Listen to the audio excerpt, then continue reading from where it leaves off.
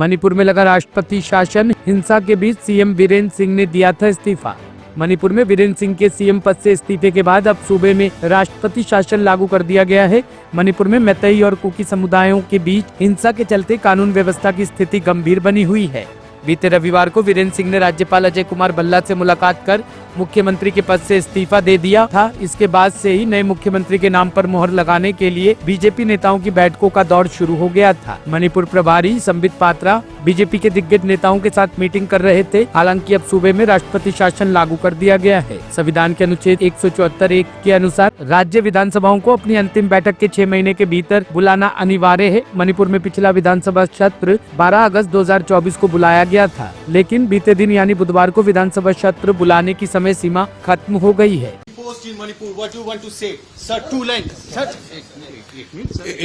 It is suspended animation. गृह भंग नहीं हुआ है, ये सस्पेंडेड एनिमेशन है। सर इसमें आखिर भारतीय जनता पार्टी लोकतंत्र की पूरी तरह हत्या करने पे आता है। राष्ट्रपति शासन क्यों लगाए, जबकि अविश्वास प्रस्ताव लाने की तैयारी थी। पूरी तरह अल्पमत में हो चुके थे वीरेंद्र सिंह जी, तभी तो उन्होंने इस्तीफा दिया मुख्यमंत्री पद से मणिपुर में। और कांग्रेस ने सचेत भी किया, कहा भी कि चूंकि हम अविश्वास प्रस्ताव ला रहे थे तो विकल्प के रूप में विपक्ष को सरकार बनाने के लिए बुलाना चाहिए था, परंतु नहीं। सरकार खुद बना नहीं सकते थे अपने बूते पर, अपनी ताकत पर, क्योंकि असंतोष बहुत था सभी में। तो उन्होंने अपरोक्ष रूप से, प्रत्यक्ष रूप से तो कर नहीं सकते थे, परोक्ष रूप से राष्ट्रपति शासन लगाकर कमान अपने हाथ में लग दी और विपक्ष जो सरकार बना सकता था उसको मौका नहीं दिया। ये लोकतंत्र की हत्या है और सब केंद्र के इशारे पर। आतिशी का दावा, दिल्ली के अलग अलग इलाकों में पावर कट की वजह से लोग इन्वर्टर खरीद रहे हैं। दिल्ली की पूर्व मुख्यमंत्री आतिशी ने प्रेस कॉन्फ्रेंस कर राजधानी में हो रहे बिजली कटौती का मुद्दा उठाया। उन्होंने भारतीय जनता पार्टी पर निशाना साधते हुए कहा कि 8 फरवरी से दिल्ली के अलग अलग इलाकों में लगातार बिजली कटौती की शिकायतें आ रही है। यह समस्या सिर्फ एक इलाके की नहीं बल्कि पूरी दिल्ली की है। 3 दिन में पावर सेक्टर का 24 घंटे बिजली का कोलैप्स होना क्या दिखाता है?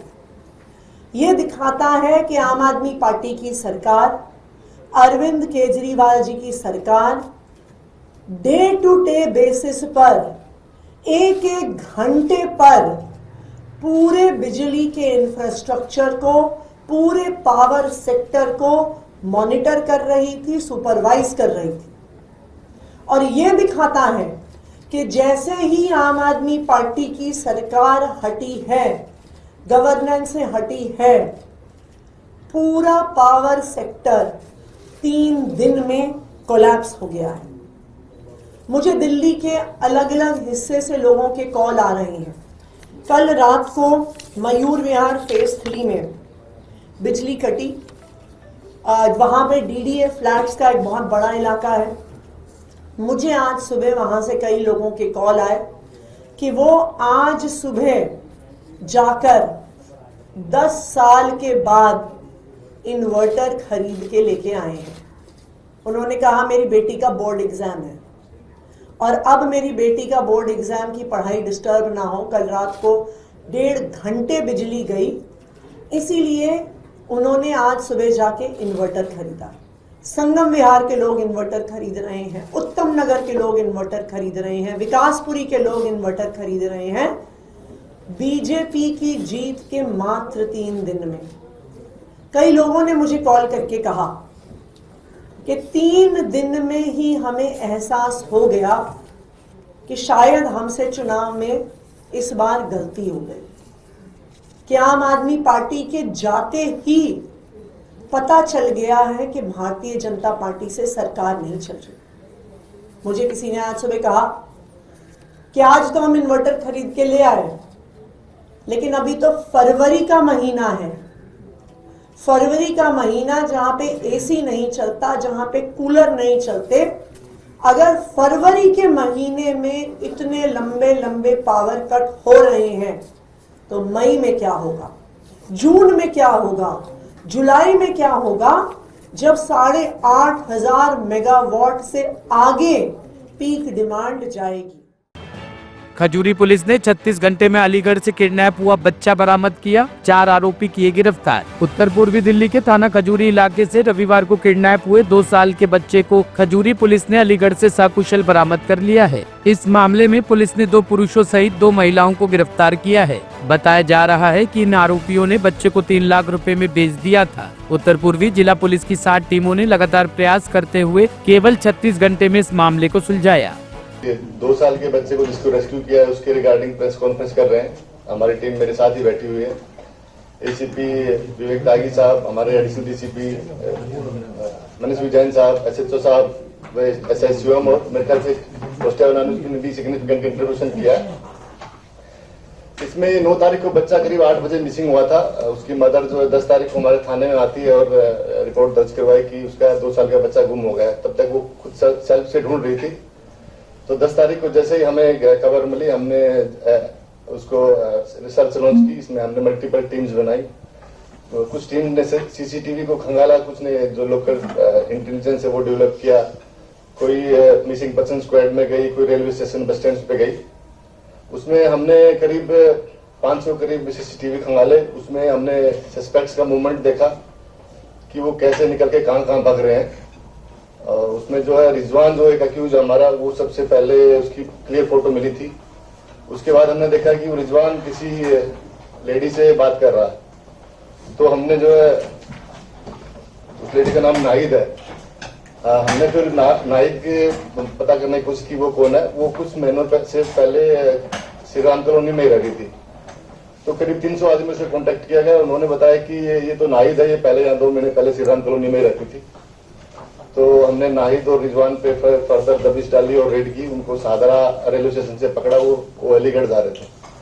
जो बच्चा उन्होंने किडनैप किया था उसकी पैसा लेने के लिए, रिसीविंग के लिए वो सादरा से अलीगढ़ के लिए रवाना हो रहे थे। हमने वहां उनको पकड़ा, उनको सस्टेन इंटरोगेशन किया। इंटरोगेशन में उन्होंने बताया कि शोकी नाम के एक सीलमपुर में आदमी है, उसने बोला था कि तुम कोई बच्चा ला दोगे तो मैं तुम्हें पैसा दे दूंगा। शोकीन की बहन है छम्मो, उसने उसको बोला था कि मुझे अपनी बेटी और दामाद के लिए एक बच्चा चाहिए। तो फर्दर शौकीन ने जो ये काम नाहिद को दिया था। इस तरह हम फिर नाहिद और निजवान को लेके अलीगढ़ गए। वहां बच्चा हमने बुजुर्ग महिला से रिकवर किया। इसमें 4 लोग अब तक अरेस्ट है। बाकी जो उसके बेटी है और जो दामाद है उनके लिए अभी हम रेड डाल रहे हैं। ये क्या गैंग पहले से भी कहीं कुछ किया इसने सब काम? क्या पहले फर्स्ट टाइम है वो शायद लालच में आगे थे तो इनकी बात से कि पैसा मिल जाएगा। कितना पैसे का सौदा हुआ था? 3 लाख रुपए। सर इनके बच्चे नहीं होते थे क्या? इसके दामाद और बेटी है, इसके बच्चे नहीं होते थे? हाँ जी। टोटल कितने आरोपी इसमें गिरफ्तार होंगे, कितने फरार? अभी 4 हो गए हैं, 2 अभी जो बाई नेम ही है। इसके अलावा जिनको इन्होंने बच्चे की डिलीवरी की थी उनको भी अपडेट करें। टोटल कितनी टीमें बनाई गई थी इसके लिए? इसमें 7 से अधिक टीमें थी, अलग अलग पर्पज के लिए थी। सर डिलीवरी घर पर हुई थी या फिर किसी नर्सिंग होम में प्राइवेट में? डिलीवरी यही दिल्ली में ही दे दी थी। कुछ लोग लेने आए थे गाड़ी में, उनको उसको थमा दिया था। उनको भी हम अपडेट करेंगे। सर ये नाहिद और रिजवान का क्या रिलेशन है सर आपस में? पति पत्नी है। पहले जो है नाहिद की एक डाइवर्सी लेडी है। अभी हमें शुरू में दिया था कि पार्टनर है, पर दे आर वाइफ हस्बैंड। बच्चे का अपहरण कहाँ से किया? अपहरण उधर ही 33 रोड के संडे बाजार में जब वो माँ गई थी शाम में, तो बच्चा हाथ से माँ के छिटक गया। माँ के हाथ से छिटक गया तो वो इसी काम के लिए निकले हुए थे कि कोई बच्चा गलती से निकलेगा, छिटकेगा तो वो उठाकर बच जाएंगे। तो टारगेटेड था उनका। फैमिली उस महिला को जानती थी? नहीं, कोई जानना नहीं। ब्यूरो रिपोर्ट टीम तफ्तीश न्यूज।